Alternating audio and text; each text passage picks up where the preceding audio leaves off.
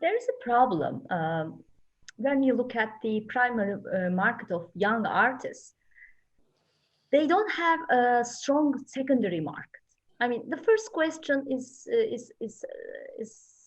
that do you promise to buy back an artwork of your artist in case the collector or the owner is, I don't know, for some reason he needs money? Yeah. Well, and second question is, some galleries and some young artists, maybe not in London market, but in Istanbul market, are some kind of proud of seeing their artists' work, young artists' works to be exchanged at the auction. They think that these sales build the resale market of the artists. What do you think about that? Do we respect some time period for these to happen? Yeah, I think as soon as you start talking about auctions and secondary market, there's a kind of relinquishment of control. You know, you relinquish control of the artist market to a certain degree, and you let the public decide. So it's a big step for a gallery to do that, you know, to engage with the secondary market. But, you know, again, when you get to a certain price point, I mentioned before, certain collectors need to be validated and certain price points need to be justified. And there's not enough of a justification by saying, well, this is priced at 100,000 because I have 10 people who want to buy it for 100,000. That's not enough of a justification. And it's also, there's no way of proving that either as a gallery. You know, you can't prove that. So savvy collectors will go, well, if it's why is it priced at this point? Like, show me the public auction results, or show me the exhibition history, or show me the museum acquisitions, show me the collectors who are buying the work. That they need that validation. So if you're being ambitious and trying to expand your artist and develop your artist market, then secondary market is a crucial element and something that needs to be developed to facilitate that growth. You can't start increasing the primary market to the point where it's so high there's no secondary market to support it. And you know, the auction houses are supposed to be an objective and reliable and dependable point of reference for pricing, but auction houses are also very, very easy to manipulate. Sales. Psychology. You study psychology. You must know very well the high pay of the auction rooms. Auctions are, you know, in theory, they give you a precedent, you know, a pricing precedent. But there's a lot to be said for who is bidding, who is buying, and the strategy behind buying it. If I own 100 works from my artist, and I bought them all for $5,000, and I have a show coming up next month of new works, and I put one painting into auction, or I ask one of my collectors to put a painting into auction, and I bid it up, whether it's through a proxy or whatever, I bid it up so that the work sells for 50,000. All those works, all those 100 pieces that I own now have a market value of 50,000 each. So I have massively increased my asset base, you know, just by purchasing one work and driving the price up. So it's very, very easy to manipulate. And that's why you see like constant ebbs and flows in the market, and you see auction results that are very closely correlated with big gallery exhibitions. It's a way of establishing a public record of pricing, but there's no restrictions on how you or who is able to create that price point.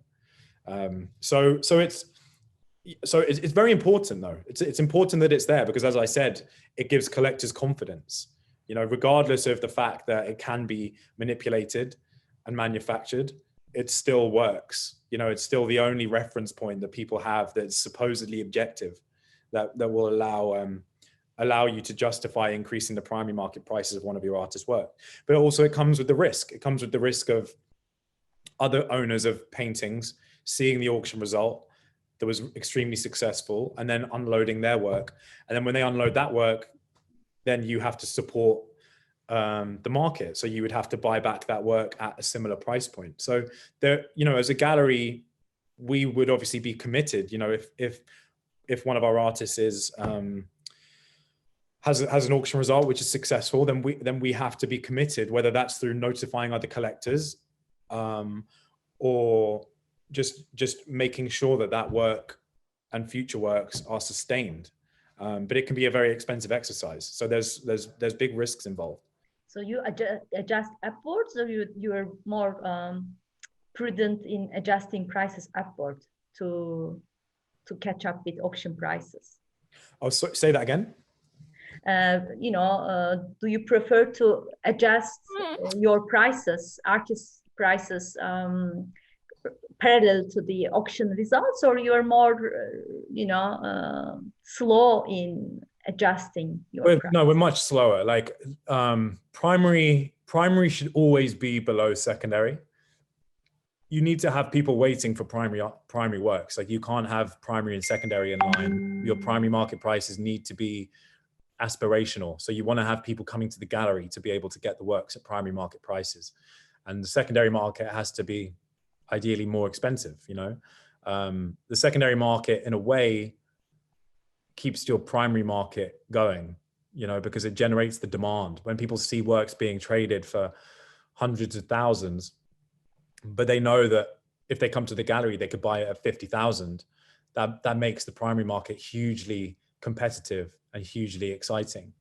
So the two work in tandem, and you have to kind of be very strategic, you know, and considered with how you keep the two in balance. When you engage, I mean, I'm talking about a gallery, any gallery now. When a gallery engages activities in primary market, does it automatically imply some sort of secondary market business attached with that? Or, for example, then do you have secondary market activities as well related to your artist's works or other artists' works? Yeah, we do.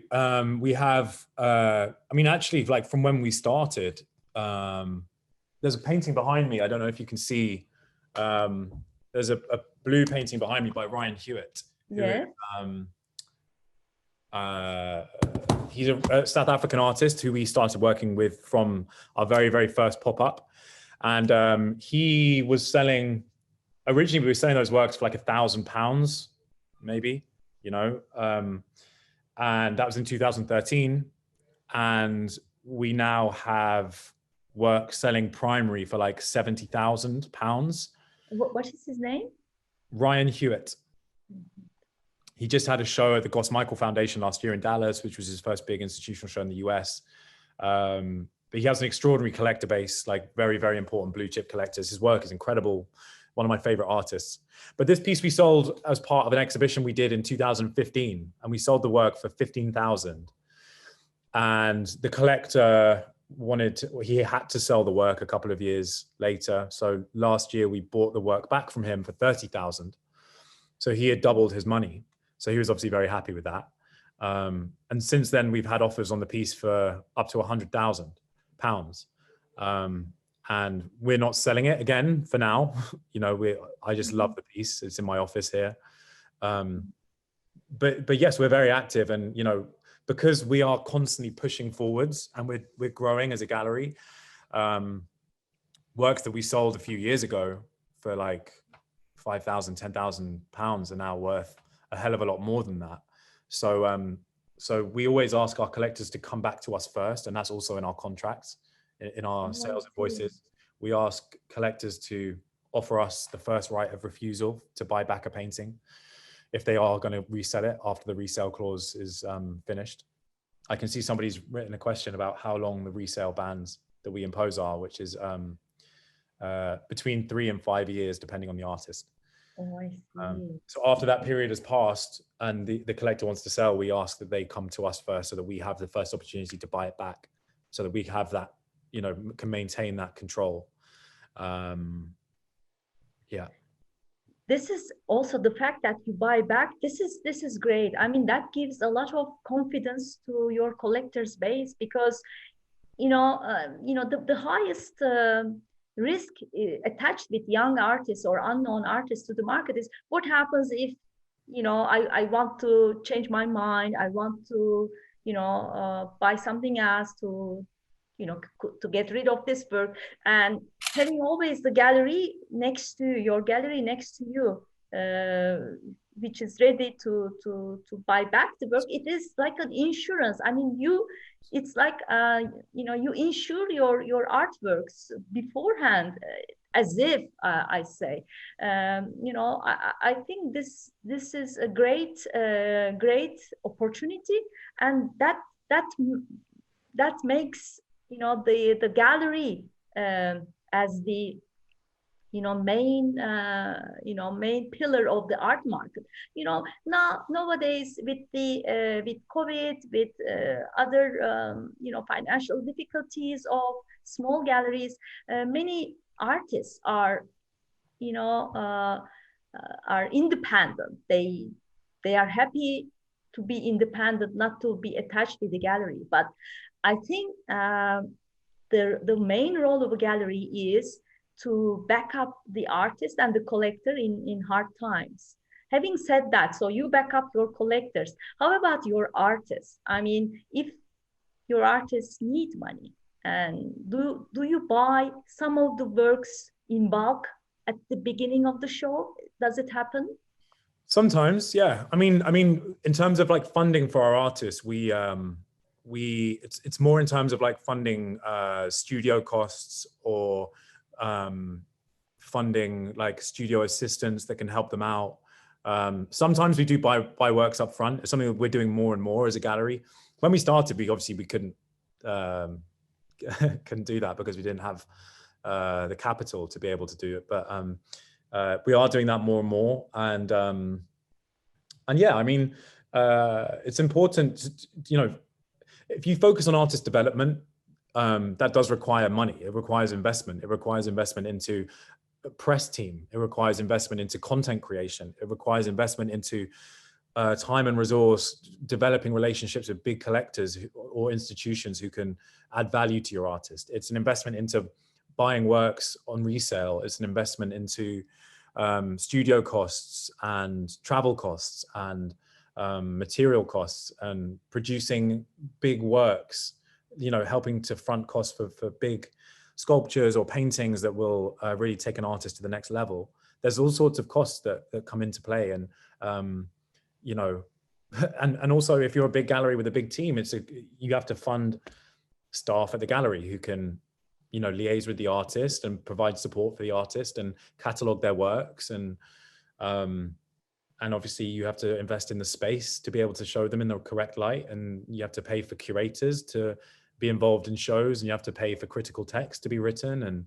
And there's lots of investments that you have to make into an artist. And I think lots of young artists, I think, don't necessarily appreciate those costs. And also, that's not to say that all galleries do invest a lot into artist development, because lots of galleries will be quite happy just to, put up a show, send it to their small list of collectors and sell the works, and the artist is happy, they're happy, done. But if you're really invested in the long-term career of an artist and you want to develop them, then you have to invest time, money, resource, energy. It's a 24/7 job. Like, it's not something that you can just switch on and off, at least not for me, but it does take a lot of effort. And I think the artists who are experienced understand how much goes into running a gallery and how much goes into supporting an artist. But I think on the face of it, it's easy to think that a gallery just takes a commission, hangs a show, sells the works, and then is done with it, and skips off into the sunset with a bag of cash in their hands. It's just not the case for galleries that do a good job with their artists and that really provide a service. It's you're providing the support infrastructure, you're providing the marketing infrastructure, you're providing career planning, financial planning, the whole like network of like integrated things that come together to sustain value for an artist is all managed by a gallery. And it is a crucial part of a long-term artist career. Some artists, as you mentioned, like some artists do it themselves, or they do it themselves for a certain period, but then realize that actually there's only so much you can do on your own as an artist without a fully dedicated team that are there to position you correctly. Or, you know, you need to be a successful artist, you still need a gallery. As much as Instagram is allowing direct communication between collectors and artists and dealers and artists and all sorts, that old relationship between artist and gallery is fundamental still, and it will continue to be fundamental. You know, we're a gallery that's grown up using Instagram and producing content as a big part of our strategy. Actually, I was going to ask this question. What makes Unit London different from many galleries that I observe is this embracement of technology, its innovative content, Yeah. and I think you have an independent team doing that. And also, I wonder whether you have an algorithm to work with your about 500,000 followers out there. What do you do with all this data? Is there any data team as well attached? Data is becoming a really big part of our business, for sure. I'm obsessed with data now. And I just keep ramming it into the team. Like the data that we get is so important, because we deal with a high volume of people, and you know, we have loads of people. COVID permitting, we usually have lots of visitors coming into the space, like up to 100 every day, and we have hundreds of people interacting with us always on social media and by email and through the website, and it's just important for us to be able to, you know, make sure that we're offering everybody the right experience, the experience that they want. You know, a museum curator who is engaging with the gallery needs a very different piece of communication than a young artist or a collector, you know. And then even within collectors, you have people who are blue chip collectors who are super experienced and very savvy, who you would deal with in a different way to somebody who's a first time buyer. But you know, that all of that massive like mix and melting pot of demographics are all on social media. They're all on the same platform, receiving the same content. So you have to figure out how you kind of tailor your communication based on the people that you're speaking to. And data is a really great way of doing that. And yeah, we're very forward thinking. We try and be very forward thinking. And to be honest, to be perfectly honest, I've never viewed what we do or have done as particularly forward thinking. I've just viewed it as the natural solution to marketing an artist and developing an artist. You know, the art world has been so far behind so many industries who have innovated, and you know, the economic models of fashion and travel and you know, retail, everything has changed dramatically. Like the way that we listen to music, you know, we no longer go into HMV and buy a CD from an artist and go home and stick it into the stereo and listen. You know, we stream it wherever we are, however we want to hear it. You can stream it for free most of the time through streaming platforms, and the music industry has changed like crazy. It's a completely different industry now than it was years ago, and the art world hasn't really changed. You know, the art world is still, or has still been, hanging on to those old models of private views and you know, direct sales and no video marketing because it's not reflective of the work, and we don't want everyone to see it. You know, what music did with streaming was it allowed everybody to listen, allowed everybody to access music. Whereas before, you need to buy a stereo and you need to buy a CD, and it restricts access to creativity. And to a large extent, the art world has followed that same suit. You know, you can't afford to, you know, you don't want to go into a big gallery because you know you can't afford it and you won't be treated right. Well, now Instagram has come along, and I could be sitting in my in my house, and I can log onto Instagram and I can see everything. I can discover artists. I can have access to all these amazing ideas and all this great work. And it's really democratized the industry in a huge way. But I've grown up doing that. I've kind of, I'm of a generation that that understands the relevance of digital content and online, and the power of online communication and networking. And so for me, it's always been natural. But as the gallery has grown, the narrative around the gallery and the press that people have covered the gallery about has always been social media. It's like this cool social media gallery. And for me, it's just like, get with the times, really, and I think COVID has forced a lot of galleries to kind of jump into social media and start producing content and go online and become digital. And it's just crazy for me that it's taken a global pandemic for that to actually happen. The people who have embraced social media are the people who are now seeing success. And the art world has never liked social media because it's so open and because it's so transparent and because it requires a two-way dialogue between you and your audience. Galleries and auction houses, they've never liked that concept because it's too transparent. It doesn't allow them to protect the value. It doesn't allow them to protect the pricing. It doesn't allow them to withhold information. But it's a new era and it's a new time that we're living in. And for me, the power of social media and the reason that we focus so much on marketing and online is because fundamentally, we want our work to be seen by as many people as possible. And we want our artists to be superstars. We don't want our artists to be go into collections and never be seen again. We want people to be able to engage with our artists and learn from our artists and be educated. And that is fundamental to our business. It's fundamental to Unit London. It's making sure that people can access great work and be able to open their minds and engage with artists and have access to creativity that might change the way they think in some way. It's a hugely important part of how culture is changing. Like, the more that we can get people to engage with art and creativity, the more people will think differently, the more lateral thought we will have in society, the more people will approach problems in different ways.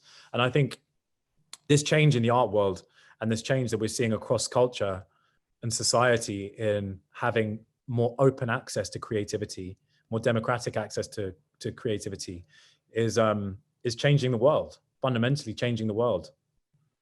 And Exactly. I think that's the role of museums and forward-thinking galleries.